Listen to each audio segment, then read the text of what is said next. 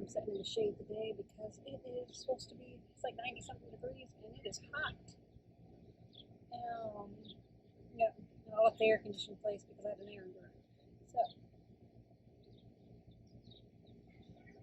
today we are going to draw our cards, and our card for the day is Triumph of Lies. My title alone tells me that maybe there's some dishonesty going on. There's a lot of mannequins, which kind of creeps me out a little bit, but they're almost in their heads, like they're not like showing who they are, maybe. And then there's one with a skull, and it doesn't quite fit in. It's better dressed, or at least the dressing has got more color to it. It's crown, so maybe someone important isn't being completely honest. Maybe it's a silent death. Maybe they're hiding themselves, trying too hard to not fit in. I get accused of that a lot by just being myself. I don't know, what does it bring up for you guys? What do you see when you look at this?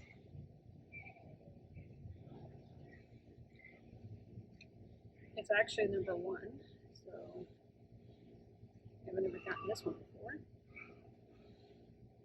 The mood phase of this one is waxing gibbous. The stage is bargaining. If something hurts me, I change myself so it can stop.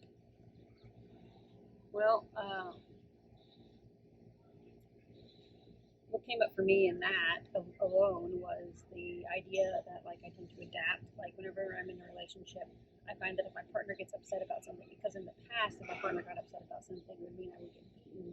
I typically will immediately correct the behavior. I will try to make sure I never do it again. I won't do certain things, or I'll change myself so that way I don't have to be hurt. Even if I'm with a nice person who I know won't hurt me, my brain still is afraid of that. My two most recent examples was I was dating this guy, and he was bothered. I was wearing a button-up shirt, and the bottom buttons were unbuttoned, and it caused this huge fight. And so I stopped wearing my button-down shirts that way. I started buttoning them up all the way, even though I hated it and found it more restricting. I actually had bought a shirt that I called my compromise shirt, which was like a button up, but it only like it stopped there, so I didn't have to worry about lower buttons. And then I was with this guy for a little while who was like, okay, so I text, I often put actions in like asterisks because, that's how I talk. Like I'll put like hugs and asterisk hugs, asterisk, or asterisk wags tail, asterisk, things like that. And he didn't like that. He said that it felt like a slap in the face or whatever. And so I tried extra hard not to do it. And the more I tried not to do it, the more dots, like dot, dot, dot, dot, dot, I put in my, sorry, I got distracted by some cans rolling across the way. But no, the more I would say things like, or I don't know what to say here, or what to do with, or things like that, I would become more confused, less able to communicate myself. So the visual seed says, headless mannequins crowd against each other under a cold neon light. They are dressed in luxury clothes and pricey accessories. Among them, one has a crown skull, floating where her face was supposed to be. So what is it bringing up for you so far? What ways are you trying to stop it? The sentence says, not all that glitters is gold. Emptiness is felt when there is nothing under the dress. Well, let's go to the going dark. The triumph of lies is about appearance, and appearance is always so important in the world. Day by day, it seems so more important. Can that be a lie too? We seek to be what the world outside desires, and not necessarily society at large. Our family or partners or friends place judgment on what we should be. In the dress we choose, we carve a mask of expectations, behaviors, and values to live by. It offers stability to ourselves and to our relations, as being honest and true to ourselves can be too tiring, too easy to make us hurt. Unfortunately, the relationship with our mask is not as straightforward as it feels. Inside the mask, envy grows, vanity takes root, lack of self-confidence becomes a habit.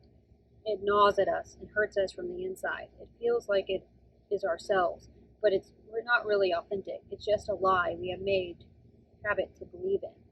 When our lives become a gilded cage and our dress becomes a burden, we should remember that we were born naked.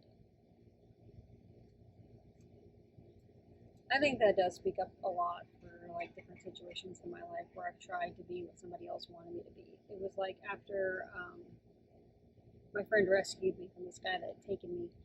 Uh, she wanted to control how I dressed. She didn't like my style of dress, so she would constantly tell me that I had to go change or I couldn't go with her places, and if I didn't change, then I deserved to be raped, etc., and stuff like that.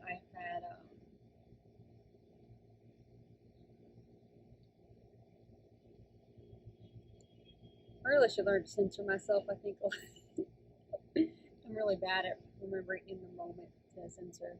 Um, or like boyfriends, like I said, I'll change little behaviors, habits here and there to appease them.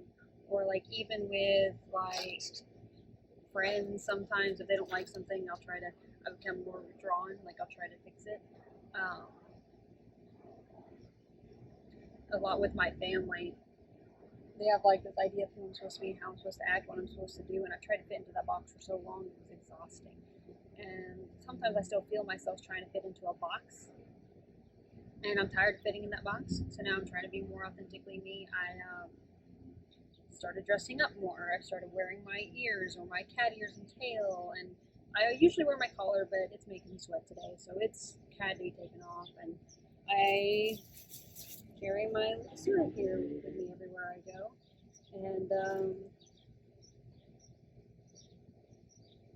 I try to like be open and honest. And when I feel myself shutting down or trying to fit into the box that others want me to be in, I try to remind myself who I am, and that doesn't really matter what they think, and I try to come out of that. Sometimes I don't, and I just stay in the box for a little while, and then other times I'll be like, no, that's not who I am. This is who I am, and I come out of the box.